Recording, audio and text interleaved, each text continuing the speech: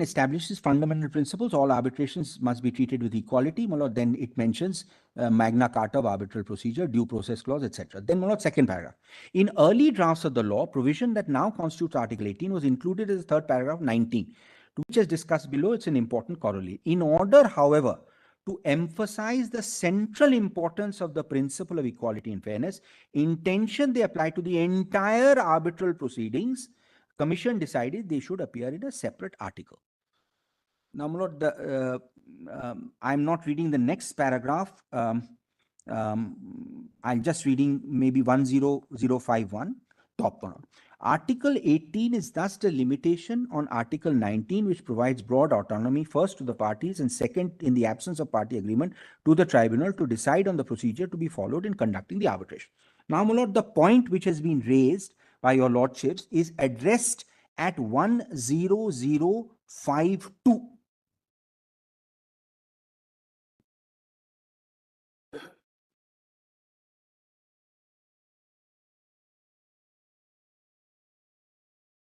A precise scope of application of Article 18 may give rise to some question. Lordships have this, 10052. As noted, the Commission report states that the tenets of Article 18 are applicable to the entire arbitration proceedings. For this reason, Commission moved the provision from 19.3 into a separate article at the beginning of Chapter 5, which concerns the conduct of proceedings. In addition, I rely on this. In addition, the Secretariat stated that the provision applies even more broadly than the 9 other articles of Chapter 5. In urging the Commission to adopt the quoted interpretation, the representative of the Secretariat stated, it has always been the understanding of the working group that the fundamental principle enunciated in 19.3 article would apply to arbitral proceedings in general. It would govern all provisions of Chapter 5 and other aspects such as the composition of the tribunal not directly regulated therein.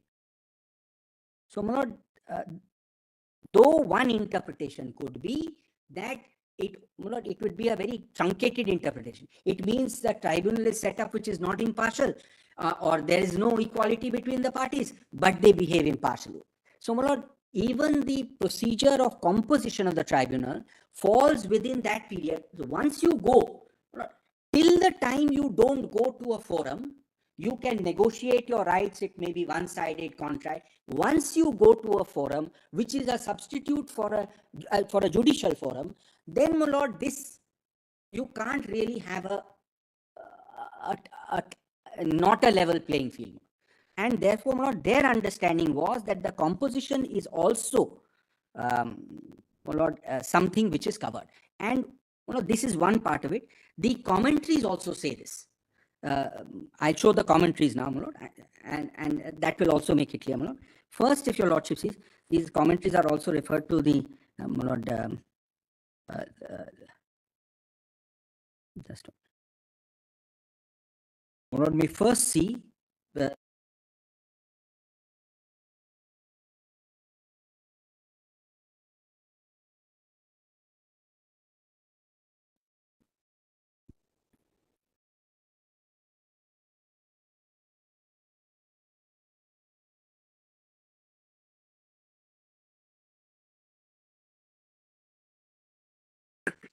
Lord, Peter Binder is at page 10185, serial 147, the same volume.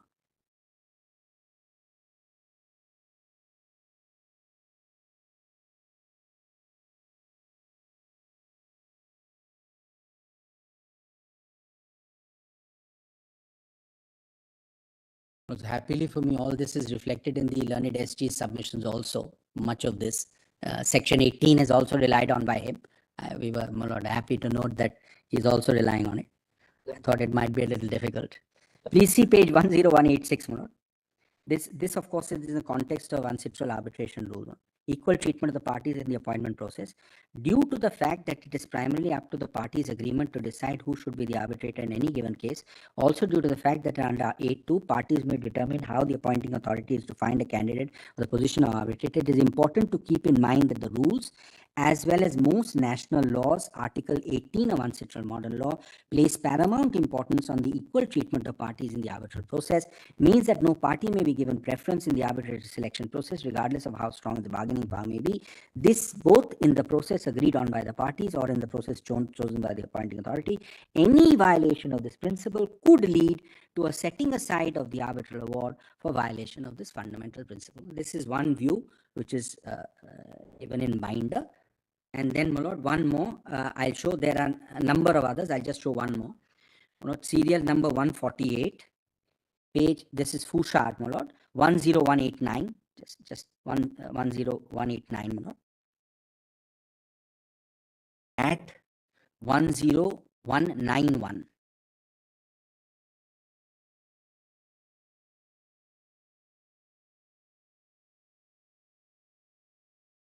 Three. Limits on the primacy of the parties' agreement, 783. The primacy of the parties' agreement is not absolute. It is limited in some respects by the requirements of the proper administration of justice, 784. Certain of these limits have already been outlined and will be discussed later at greater length. Sorry. 10191. 10191. Limits of the primacy of the parties' agreement. Yes. Primacy of the parties' agreement is not absolute, limited in some respects by the requirement of the proper administration of justice. Certain of these limits have already been outlined and will be discussed later at greater length. They are the arbitrators' independent impartiality. Well, that was my first submission. Others result from the requirement that the parties' method of appointing the arbitrators or the institutional rules chosen comply with the fundamental principles of due process. These principles include, in particular, the parties' right to fair trial and their right to equal treatment. Latter is expressed in the Ancestral Model Law, Article 18 of which states the parties shall be treated with equality. Dutch law is also mentioned, German law is also mentioned, and those are quoted. They are much more specific. So, my lord, these, in fact, in the recommendations by the expert committee, we have suggested similar amendments to be made to the relevant provisions. So, my lord, 18 in our respective submission is also a ground on which this clause, my lord, can be held to be contrary to the provisions of the Act in view of the observations in Lombardy. And, my lord, therefore, under 11.8, because there is evidently unequal treatment of the parties, my lord, it's a given deal. In fact, the entire language of Voestalpine and the entire language of even core is that you balance. So balance is only when, my lord, there is equality. So, my lord, this is so far as this is concerned. And, my lord, one other very interesting judgment I want to put, and then, my lord, I will come back to core and conclude. My lord, one aspect of this, so whether your lordships put it in the impartiality independence category or equal treatment category, the approach taken in the US is on the basis of unconscionability. Here also, my lord, we are grateful to the learned solicitor. 10 cases he has summarized in his written submissions. 10 such judgments he has summarized. I will show what I would submit. We had filed 3 or 4. Some others are there. I will show one judgment, because this issue of panel and one party controlling a panel has arisen in multiple cases in the US with multiple, my lord, this thing. I will show one, maybe if your lordships indulge, 2 cases which are very instructive. Lordship first sees serial number 140. Volume 3, page 4294.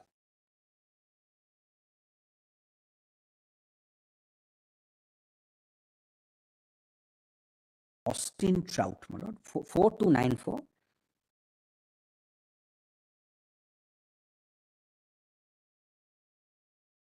tab 140.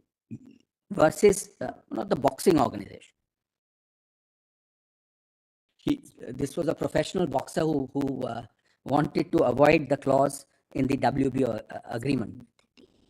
Tab 138. I'm so sorry. Please come straight away to 4301.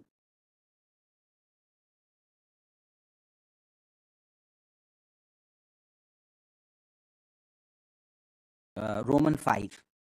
That brings us to Trout's last challenge, in which he takes aim at the district court's ruling by focusing solely on the arbitration selection process that the appeal regulation set forth. Trout contends correctly that the provisions grant the WBO exclusive control over the appointment of the arbitrators who will decide his case. Under its plain terms, the WBO could even appoint its own employees, including direct aides to the head of the WBO, in the arbitral panel with no input from Trout. In consequence, Trout argues that the arbitration agreement does not provide him fair opportunity to pursue either his claim under so-and-so or his claim under so-and-so. To arbitrator, by virtue of the method of selection, would be inherently biased. Then, my lord, he cites a case which is distinguished, and your lordships come to 4302. But Trout's contention that the arbitration agreement is unreasonable and unjust just because the arbitrator selection process permits the WBO to act both as party and judge has obvious force, notwithstanding that he does not identify any direct authority in support of his contention. Arbitration agreement may not be enforced. Nor does WBO contend Trout has forfeited or waived any agreement against enforcement. Instead, the WBO takes on argument about on its merits, and then, my lord, on this ground, there is further reasoning, and ultimately the court holds that this is a clause which is not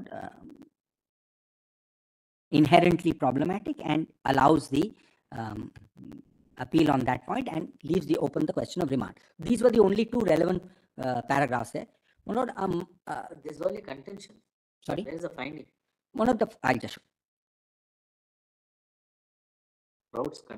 I'll just show them. One of the finding is paragraph 14 at page 4305. They don't deal with the issue actually. Yes. Just a minute. In determining whether the arbitration agreement should be enforced, right, absent the invalid arbitrator selection mechanism, and if it should, how to select an arbitrator, however. That second portion of the party's intent, the federal policy favoring arbitration, and the interplay between state law and federal policy, but the parties have not fully engaged with those factors or the applicability of the savings clause. We therefore leave it to the district court to determine in the first instance whether the arbitration selection provision at issue here is severable from the... That's the second question. On the first question, they hold that the provision is not valid, but on the issue of severability, my lord, they revoke. My lord, please see the second judgment, which is very clear, my lord. McMullen, which is 139, serial number 139, 4307. Two critical paragraphs, my lord, paragraph 9 and paragraph 10. 4307 at 4314.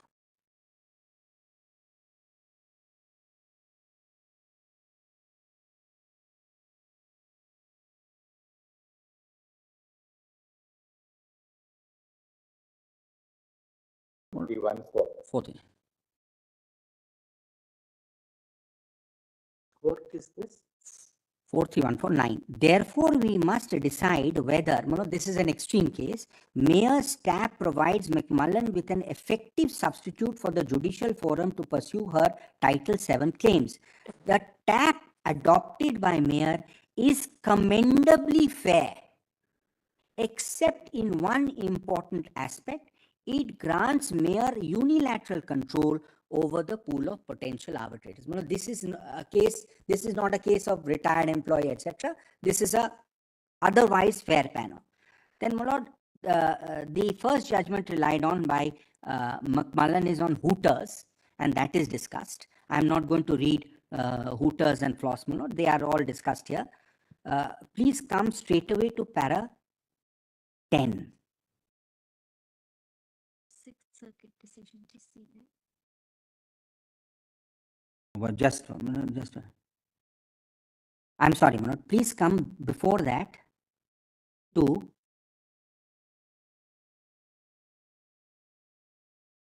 page 4315. Mayer's TAP is plainly even more even-handed than the arbitration agreement at issue in Hooters, which allowed for unfettered employer control over the potential arbitrator, contained a myriad of unilaterally biased clauses giving Hooters an advantage in every way.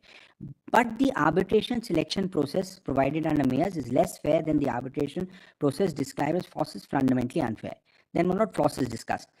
Then at the bottom, the type of control exercised by Mayer over the potential arbitrators is analogous to the exclusive control over the entire panel exercised by the employer in Hooters and rejected by the Fourth Circuit.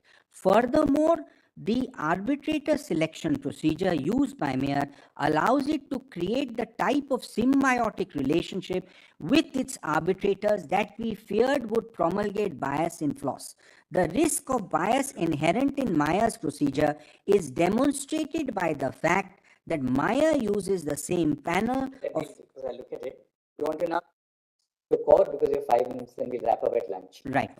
So, Manoj, on this basis, it is held that it is not a Manoj, effective substitute. Fair enough. Now let's go to core. Now, Manoj, I'll just show your Lordship's core, and then I will just 2 or 3 lines I want to say at the end. So, Lordship, look at core. I am not showing your Lordship's Voestalpine because there are number of paragraphs. Voestalpine was in fact cited in Perkins. In Perkins. Para 19 of Perkins. Right. Manoj may come to core, which is at tab 52, page 1284 at 1289. Manoj.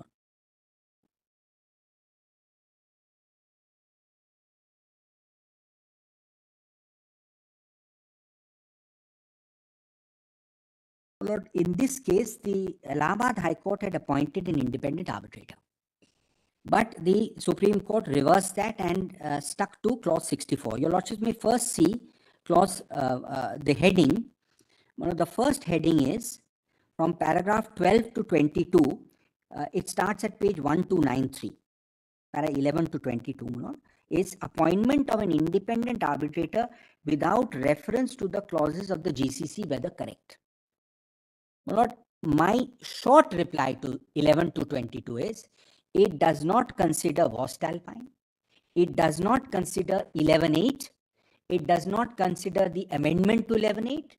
It does not consider the fact that there is a necessity for an impartial tribunal, though all this was there in Voestalpine. So, my lord, the problem with the first finding that this honorable court says you stick to the clauses, it does not consider the developments post 2015 at all. In fact, it relies on a judgment in Parmar, which is a pre-2015 judgment.